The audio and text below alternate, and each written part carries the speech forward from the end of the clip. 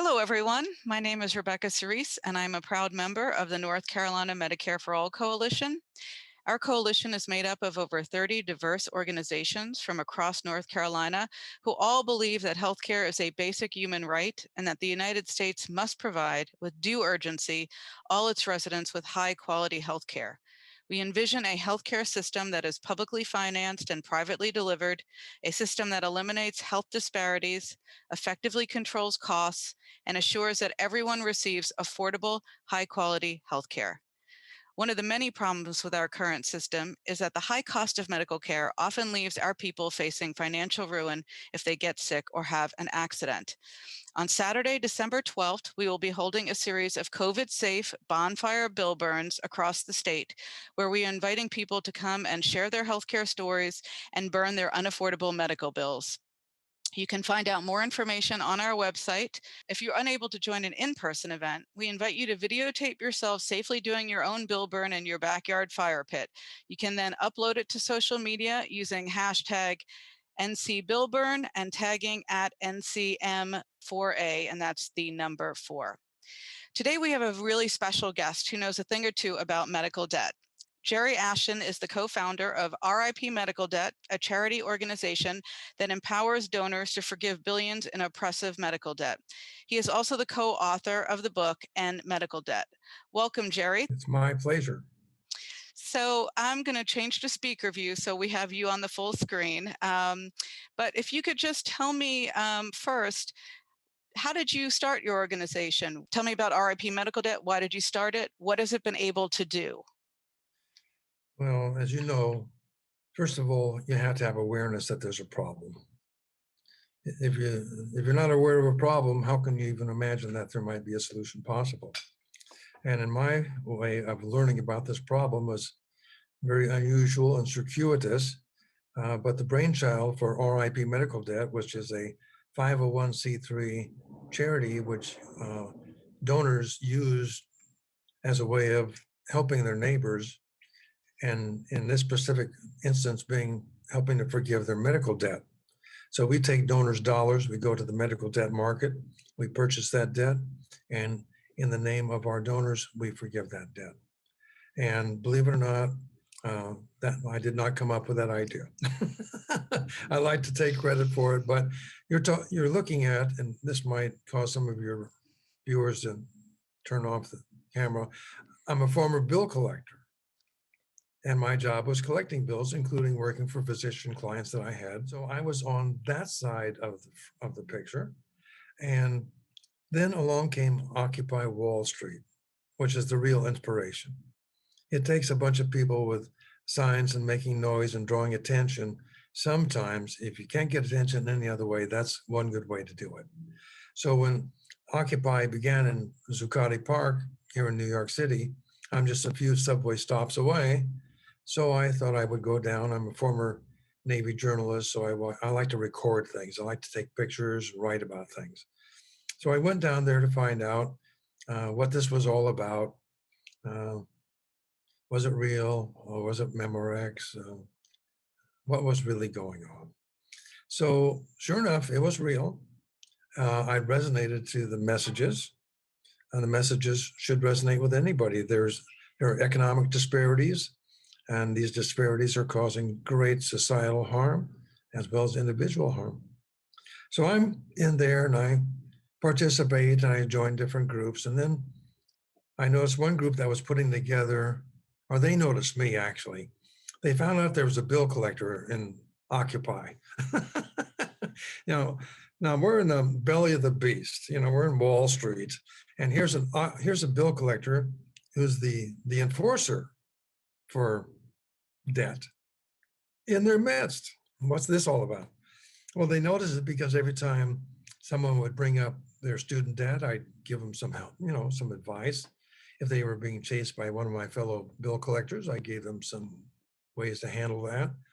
And so I was summoned to a meeting that people were putting together. They wanted to be able to raise enough money to buy some medical debt and abolish it. Protesters buying medical debt, you don't find that happening too often. I brought in my co-founder of RIP Medical Debt, Craig Antico, who worked with me in the collections industry. And we served as the back office. We were the ones who went to the debt market. We took the donations that they got and we bought the debt and we forgave it. Now, this is a long road, but I'm going to bring you right back to what you guys are doing. So hang in there with me. So given that we were able, because of our credentials, because of our background, always grow where you're planted. So here I am, I'm planted in the world of collections, but I see that there's a wrong that needs to be righted. So did Craig. So we worked with them. And then regrettably, Occupy Wall Street dissipated. When they did, they came up to us and they said, well, we're going in a different direction. Craig and I looked at each other and we said, we can't let this happen. By that time, we'd read the letters that came to us, came to the Occupy group, thanking them for taking medical debt off their backs. So Craig and I started in 2014, RIP Medical Debt. Our goal at the time, just like your goals are lofty, and a lot of people would like to have you believe they're unobtainable. A lot of people, unlike yourselves, that is, would think that to be unobtainable. Well, we decided we were going to abolish $1 billion worth of medical debt. And I think we'd abolished maybe $300,000 by that time. So it was a little lofty, but I'm happy to tell you that fast forward to where we are right now. I just retired from active work with RIP Medical Debt. I'm on the board now. I was able to retire happily because we'd abolished over $2 billion of medical debt for over 1 million people. So that's the ability that protests and protesters and activists putting their minds to it, pulling the right people in to make things happen, things happen. Thank you so much. And unbelievable, over $2 billion in medical debt. From a former bill collector, two former bill collectors. Amazing. Thank you so much for doing that. I know that you've impacted so many people's lives for the better. So for people that don't understand, aren't in this world, tell me a little bit about how it works with the debt market. Like, I looked on your webpage. So people who have individual bills are not able to apply to RIP medical debt to have their bills forgiven or anything like that. So explain to me sort of how it all works fundamentally. Medical debt is a commodity, just like anything. You go to Wall Street, and if it can be commoditized and a profit can be made on it, medical debt is one of those things. So on the debt market is available. We go in, we purchase that debt, but we have a very specific criteria. So when we go into a portfolio of debt, we select only that debt that truly is of charity value. And that's what we do. When we get it in our hands, we take ownership, we get rid of it. And then what happens, our donors, and we have wonderful donors, obviously, a letter goes out in the mail in a yellow envelope with our logo on it, RIP Medical Debt, and sometimes with the name of a sponsoring organization. And when people open it up, the letter says, you know that $5,000 bill at XYZ Hospital, account number such and such? Oh, guess what? It's been forgiven. It no longer exists. And in addition, should there be a credit mark on your credit report regarding that bill, it's been removed. So this will enable them with peace of mind to say, that bill's no longer on the kitchen table. We can pay something else instead of that. Obviously, this is sort of one of those obvious questions, but tell me how medical debt impacts people's lives. How doesn't it? People fear getting sick.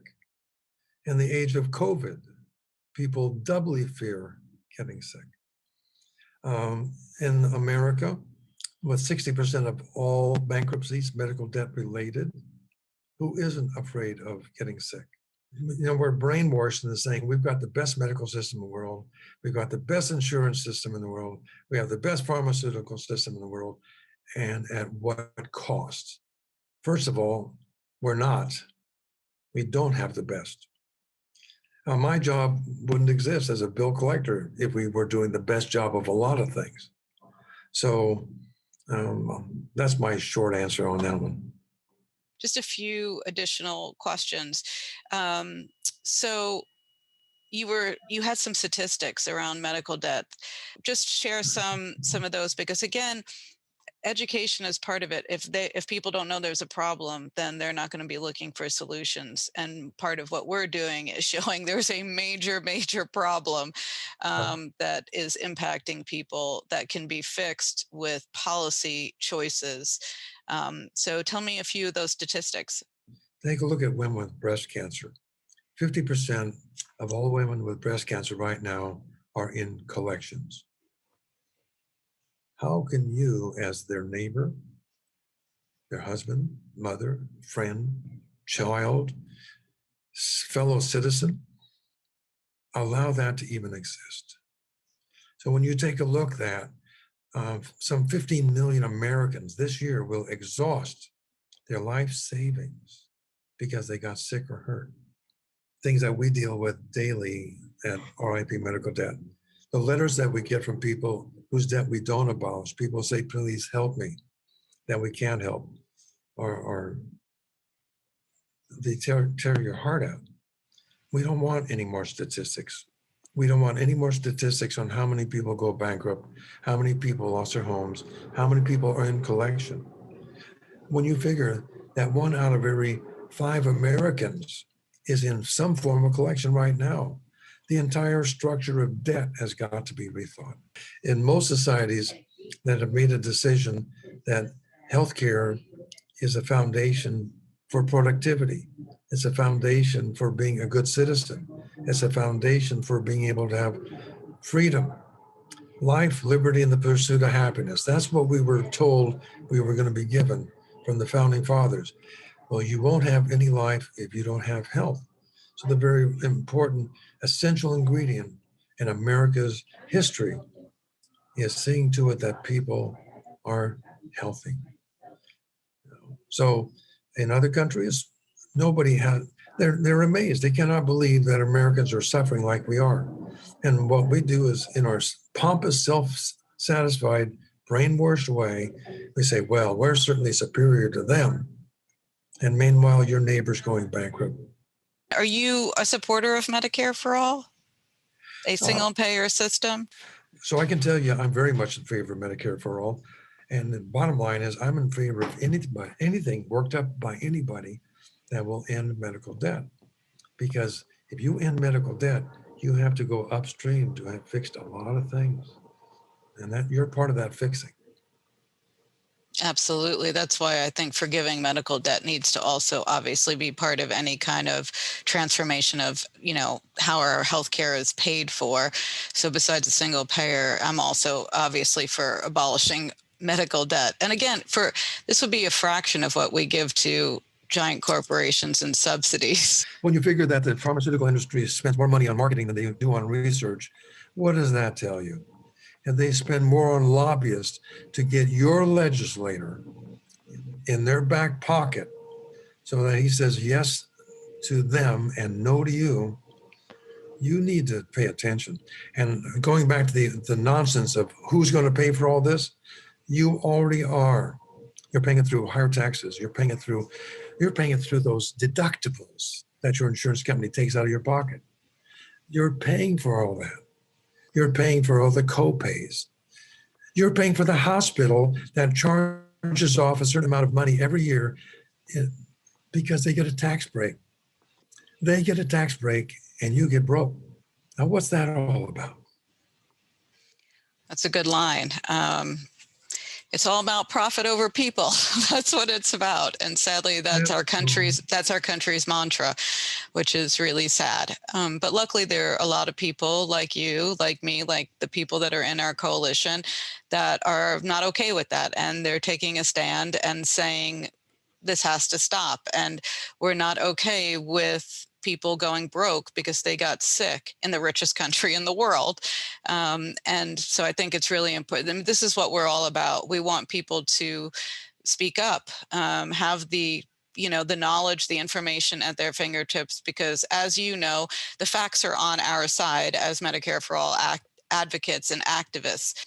Thank you so much, Jerry, for joining me today to talk to me about your really incredible organization, RIP Medical Debt. I'll definitely put links and put it up on the screen so people can go and check it out. And I know you do have a resource page on there as well that offers some suggestions for people that are struggling, that are not in the pool of debt that your organization is able to purchase.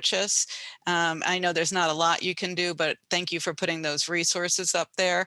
I'll definitely put a link to those as well. And just want to, again, thank you so much for joining me today and for the My amazing pleasure. work you're doing. I had nothing else to do. Thanks. Well, a lot of people in your situation would not be doing what you're doing. What? So Golf? Golf? right, exactly. It's like, no, I don't want to, immerse myself in really sad stories of, people that are struggling all the time. Because I'm Well, guessing there's got to be times where you're like, I wish I could help this person and I can't. the long arc of justice. Yeah. We like to make it shorter than longer. And it takes people like you, takes organizations like yours to say, enough is enough. Let's rethink this. Thank you so much. And I'm sure we'll keep in touch. I'm sure we will. All right. Thank you. Thank you, Jerry.